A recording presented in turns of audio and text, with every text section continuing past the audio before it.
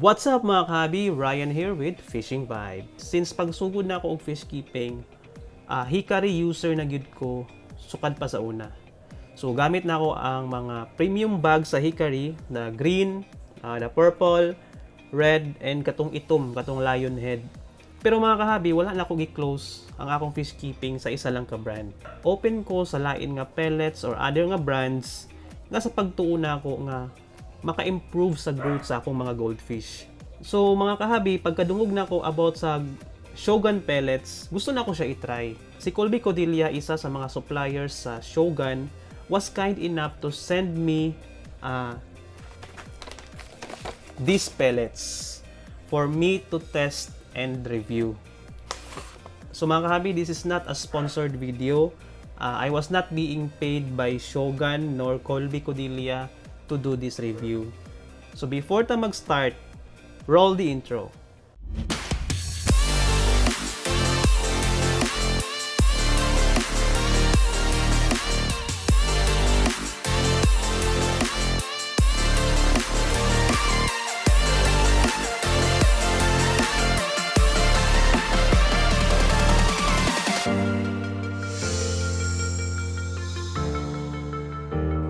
So mga kahabi, daghan sa inyo ang sigig pangutana kung unsa ang ginabahog nako sa akong mga goldfish.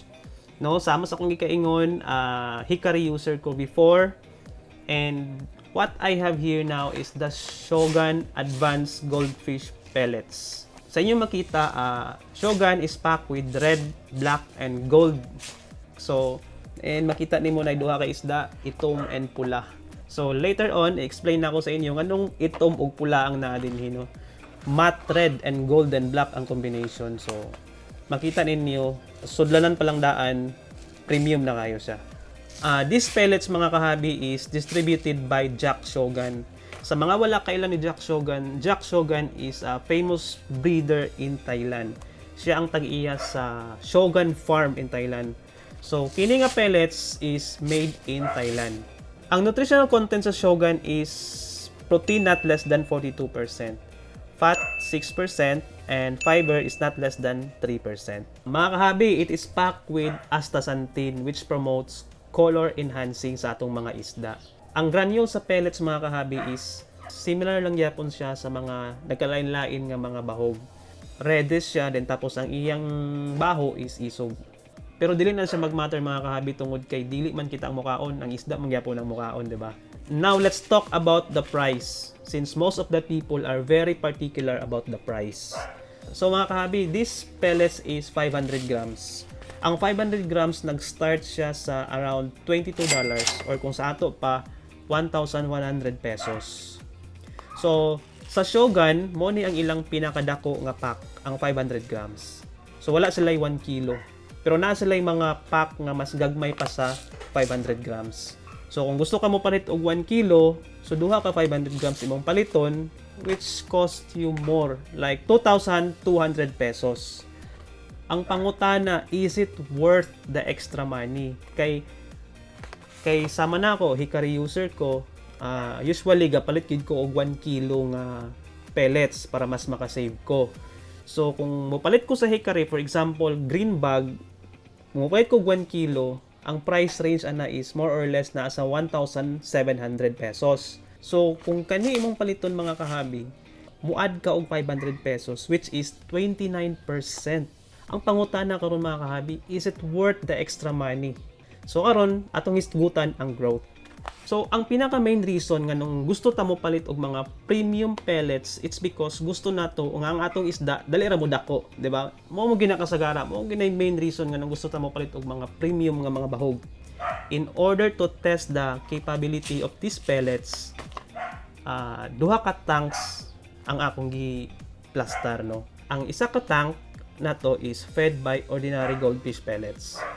Second tank is fed by this, of course, Shogun pellets. So nagkuha din ko og mga pair nga isda nga magsuon gid sila para pareha gid sila genes para accurate po ang atong test, no. So nagkuha ko kang bulingit line og duha ka kaliko. No, magsuon gid to sila. Ang isa gibutang nako sa isa ka aquarium, gibahugan sa Shogun. Ang isa gibutang nako sa first aquarium nga gibahugan og ordinary nga pellets. Ug uban pud nako nga mga isda nga katong gipang groom nako, gibutang nako sa second tank nga dito nako gibahugan sa kaning Shogun pellets. Sa inyong makita, kaning kaliko nga pair, kaning gamay mo ni siya katong gibahugan nako sa ordinary pellets ug kaning mas dako-dako mo ni siyang gibahugan nako sa Shogun pellets. So kini nga mga figure mga kahabi is mo ni sila ang resulta sa 1 month na ako nga pag-feed sa ila. So kini pod mga kahabi kaning Black Oranda, magsuon ni sila mga kahabi. So kining isa is fed with Shogun, kining mas dako-dako, and kining mas gamay-gamay fed with ordinary lang nga pellets. So kung inyo makita mga kahabi, mas dako-dako gintong fed by Shogun. So medyo dili kayo nga nakadako ilang diferensya, pero naagid siya diferensya, no? Mas dako-dako gitong nabahugan sa Shogun. So kining ito mga kahabi, bred by Red Gaston. So mo ni yang Lady Gaga lines. So kini pod mga kahabi kani akong tricolor. So after nga akong gibahugan sa Shogun pellets, mo na niyang resulta. So ni dako gid siya mga kahabi, no. So 10 cm, ni-reach siya og 10 cm from 9 cm mga kahabi. So ang pattern ako sa pagbahog ani sa ila mga kahabi is 10 times a day. So gabahog kog 10 times a day sa Shogun, gabahog po kog 10 times a day diri sa katong ordinary pellets. So sa inyong makita mga kahabi, mas grabe gyud ang improvement sa Shogun pellets. So makita man ninyo ang diferensya, di ba? Aside sa growth mga kahabi, these pellets is packed with astaxanthin, which promotes color enhancement sa atong mga goldfish. So which leads us to our next category, which is color. Unlike sa uban bahog mga kahabi, ang Shogun is rich in astaxanthin. Kabalo naman gyud ta unsay purpose sa astaxanthin, to enhance color, di ba? Ang uban groomer mo palit pa na sila og mga bahog sa flower horn aron lang padugang color enhance sa ilang mga goldfish. Pero sa Shogun pellets mga kahabi, dili na kamo palit og mga lain pa nga mga bahog. It's because naa na diri sa iyaha.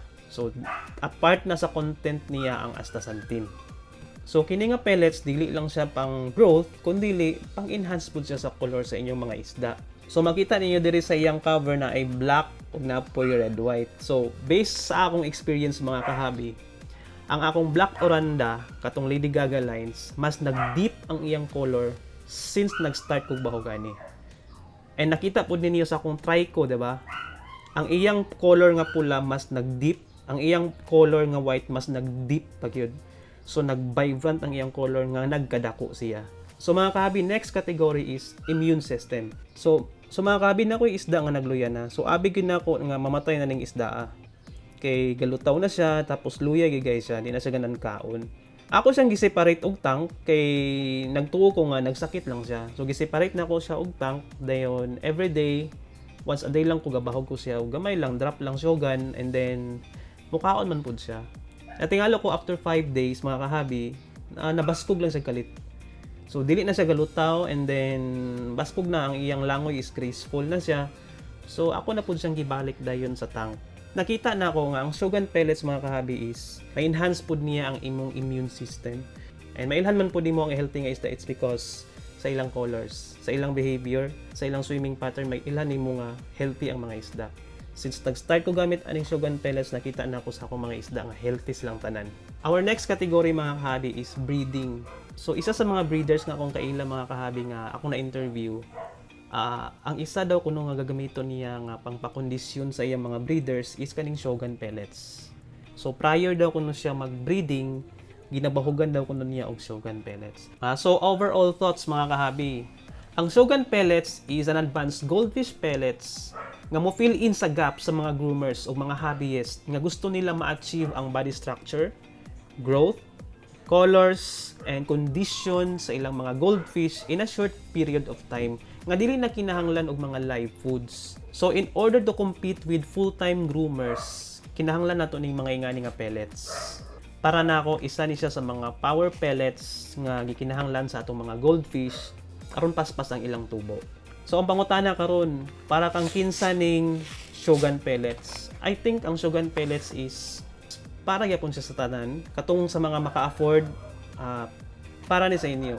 Sa katong mga full-time nga naitrabaho, para ni sa inyo.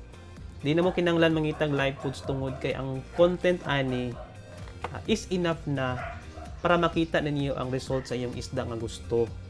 So, I highly recommend Shogun. So, naay mo ingon sa inyo nga mahal ramang kayo ang Shogun. Well, para sa ako, Shogun is definitely worth it sa iyang price.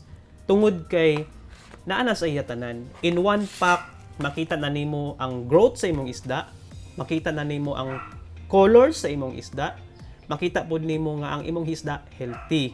Immune system niya ma-develop, ma-enhance ang iyang immune system. So, pwede nimo siya gamiton nga pang pakondisyon sa imong mga breeders if you want to engage in breeding. So, naanatanan din ilisan na ba na ako akong Saki Hikari? Dili pod ko moingon nga ilisan. Siguro, nga na may tabo. Pag na ako'y kwarta, pwede na ko mo avail ani. Kung wala ako'y kwarta, pwede ko mo kuan sa Saki pod. Wala ko nag-ingon nga mas dominant ni siya sa Saki Hikari. Saki Hikari is one of my favorites and mukumpit pod siya sa Shogun. There you have it guys. Thank you for tuning in. Ug kung gusto po mo mga videos nga sama niini, makatuon og mga techniques from other local breeders, don't forget to subscribe, and if you have further questions, please let us know.